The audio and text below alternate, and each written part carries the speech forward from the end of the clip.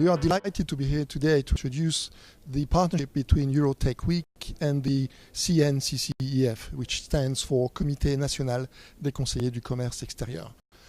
Bottom line is something dealing with the French trade organizations. We are 4,000 CEOs in 140 countries, and we have a few representatives of the CCE here today with Gilbert, which is here in the crowd, and also Anna Rossio and Jean-Pierre Lubinoux. So all of us, we belong to this organization, and we are delighted, really thrilled to be here today to deal with this program of the afternoon, mentioning the smart society, global innovation, and financing. 3 topics will be addressed by a distinguished panel of speakers and keynote speakers, out of which we have Donald UPSON, the CEO of the CES Government. It's a massive event taking place during the CES. It's a joint venture between the CES and the Global Business Executive Forum. We will have also another leader and visionary, which is Jean-Pierre Lubinoux. He is the CEO of the UIC, Union of International Railways. It's above 220 railways worldwide, which means above 200 countries, and he will be enhancing how amazing the digital transformation has impacted railway business, the communities, and obviously the smart cities. So we are at the heart of this topic today. Again, the partnership between Eurotech Week and the CNCCEF brings us for the second year here in Las Vegas, and we've been providing this opportunity of partnerships with Eurotech Week in inviting Christophe and his team in our event, worldwide event that we run once a year, which is called the Mondial. So we had 30 CCE last year, Conseillers du Commerce Extérieur. 30 of them came at the Eurotech Week last year, and we will have this year again 30 of them helping to introduce these startups, these SMEs, to the US market and internationally. So it's a spread network of 140 countries. We will be also going through artificial intelligence content, dealing with hardware, software, and usage of artificial intelligence.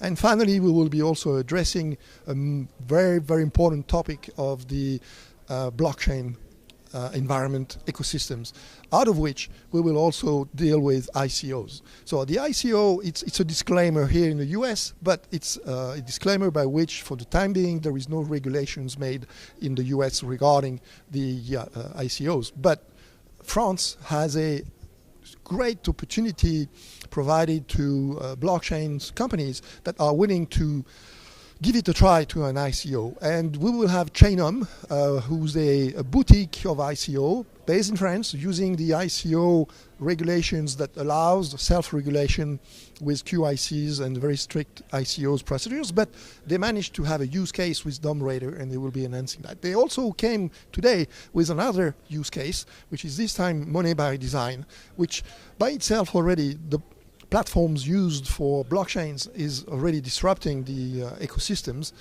but money by design is even a disruptor in this disrupting industry. So we are more than thrilled to address your distinguished audience today with these panel sessions.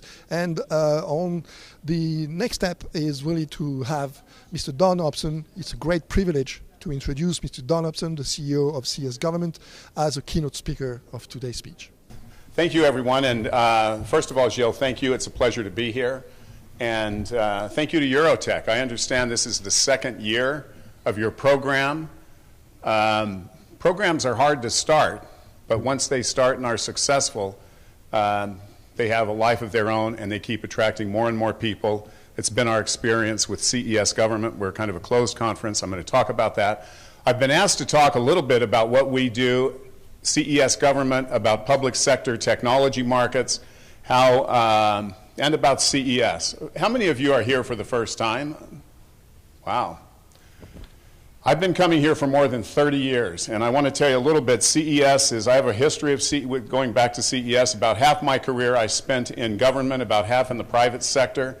I was the staff director of a committee in the House of Representatives, and our job in the 1980s and 90s, we wrote the rules of how the US government bought technology. and computers specifically, and when the internet came in and hit the world in 1995, all of that changed, and these issues that were very boring became very popular. CES is, tell you a little bit about this show, and you may or may not know this. It's 180,000 technology professionals from 120 countries are right now descending on Las Vegas. There are 4,500 exhibits covering 2.7 million square feet.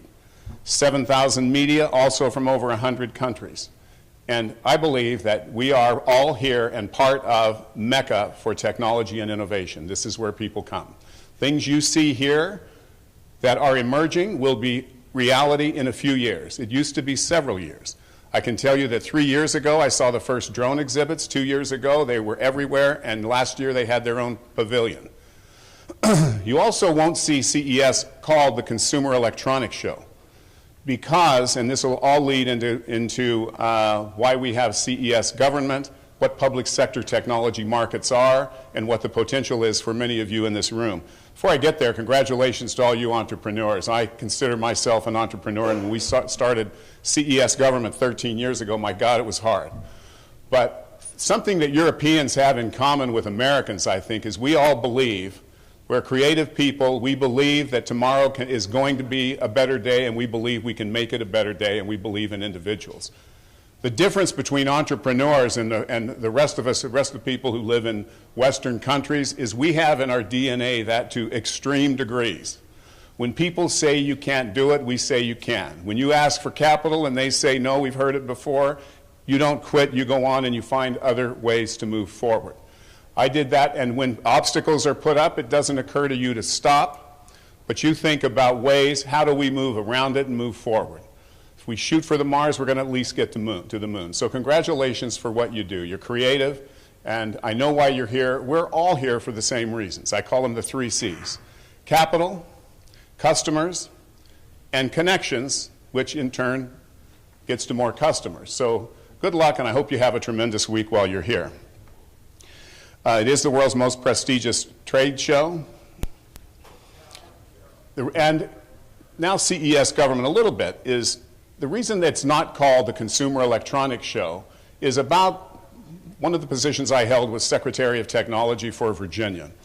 And we were the first state to create such an office. I was the CIO for the state and also in charge of economic development. Brought the first business delegation to CES that sold technology to government. Gary Shapiro and I have a rich history. He's the president and CEO of the Consumer Technology Association and CES. And I remember when I was in office, and we worked together on many initiatives and go back to college together. But I said, Gary, all of these consumer technology products that you've been showcasing over the years, a television isn't a television anymore, a phone isn't a phone anymore, and a stereo isn't a stereo. They're all built into business devices increasingly, and you may not know this. But government may be your largest customer, and you probably should create a program built around government technology that combines both government leaders that might come and speak and share their problems, issues, and concerns with business leaders in technology who can help solve those problems. And he said, that's a good idea. Why don't you do it? And 3 years later, he said, Don, you do it or I do it. And so we did it together. And we built a business organization called the Government Business Executive Forum that I'll explain, and we launched the first CES Government in 2006. This is our 13th year. Our program starts on Thursday. Now, when you think of those technology products, 20 years ago, definitely almost 15 years, well, 20 years ago, when you came to CES, you did see stereos and televisions and different things. It was all about consumer technology and applications for consumers. It's still a major part of this show. But what's different today is there are specific pavilions on smart cities, health IT, health technology, transportation, cyber, B2B. There are tracks on blockchain and cryptocurrencies, which I agree with my friend Gilbert REVEILLON is one of the most revolutionary, transformational technologies. It's going to change many, many things. What we do at CES Government, when we started 13 years ago, we brought the first group of elected and appointed officials with career officials in technology, and we built a program with people who sell technology to government. Now, why? Two reasons. One, it's a $180 billion technology market in public sector just in the United States. $80 billion at the federal level, $100 billion in state and local government, and there are reasons that we need to buy technology better and faster because it changes faster than government can keep up with it. So what we do at CES Government is we bring, again, top executives that are elected with chief information officers, with top business executives, and for 3 days we talk about missions of government and how those intersect with technology and what can be done to improve both the way a technology is acquired and used. And when we think about technology being used in government today, it's expensive. 86% of the U.S. of the $80 billion is spent maintaining legacy systems. And one of the top priorities for the Trump administration is the introduction of innovative and new technologies. And if you're an entrepreneur and you're seeking to sell to the government, there are 3 simple things you need. You need contracts, so contract vehicles, you need partners through which you can sell, and you need to define your opportunities and focus. And that's what we do at UPSON Technology, CES Government, and the Government Business Executive Forum. And what we do is important because it does affect people's lives. Smart cities, it's about technology, it's about transportation, it's also about competition for economic development in cities around the United States and around the world. Now, for 10 years, we largely focused on U.S. government, state, local, and federal. And in our 10th year, we started reaching out globally because as technology entered more government missions, it's a global economy, and there are many, many global intersections. And I'm glad to be here with my friend Jean-Pierre and Lubino and Francis Bedell from the UIC because over the past 18 months, I've had the privilege of being to Paris 4 times and many of those meetings with them. And for someone that grew up in a small town in the Mojave Desert who never expected to be in Paris, to be standing before you and having traveled there so many times is a real privilege. But let's think about transportation. What we talk about and bring together tech executives. 5 minutes. This year, we're talking about, right? 5 minutes. 5 minutes, yeah. We're talking about analytics, advanced analytic applications in government, machine learning, and artificial intelligence, and cybersecurity. Think about transportation. Cars are driving themselves. I drive a Tesla. I didn't buy it because it was electric and I saved on gas. I drive it because it gets on the road and I double-click and it takes me where I need to go. And when you think about the displacement of millions of jobs by cars that in 5 years, and planes and trains who will be operating autonomously, there are government rules that have to govern the way and conditions under which those operate, and there are questions of policy that affect how do you redeploy the workforce that are in those sectors today. Transportation, healthcare. So CES Government, we begin every year on the 3rd day of CES. We do that because those of you who are here understand what hotel prices are today. Your room that costs several $100s will be $40 next week, but not this week. And on day 3 and 4, the prices go down and they're more attractive to government people. So we are a partnership with CES, much like Eurotech is. We've reached out. We have the participation of Jean-Pierre Lubino this year because we have a major transportation program. We reach out. We have law enforcement and national security. We have the 5 pavilions I talked about. Cybersecurity is one of those things that as we move into the age of the IoT and 50 billion devices that are connected and the ability of cyber hackers to affect those technologies what we have learned in cybersecurity is nothing is safe. The technologies change all the time. Many of you may sell those kinds of technologies.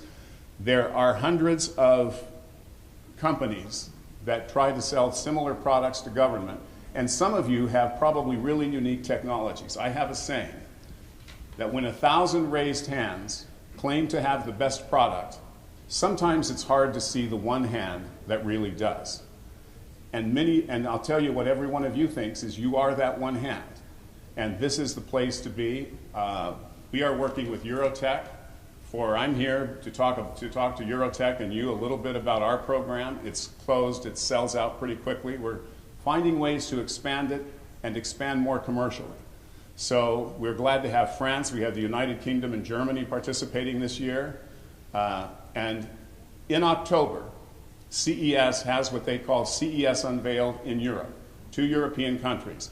We will be working with the CTA on a global cyber summit at the end of October. We believe in Estonia, which is the NATO Cyber Command, and we expect to work with, maybe we'll end up working with Eurotech, and I know you, Gilbert, on bringing together a collection of executives that aren't just from American government, but are from our NATO allies and the best entrepreneurs and minds in technology in the areas I discussed.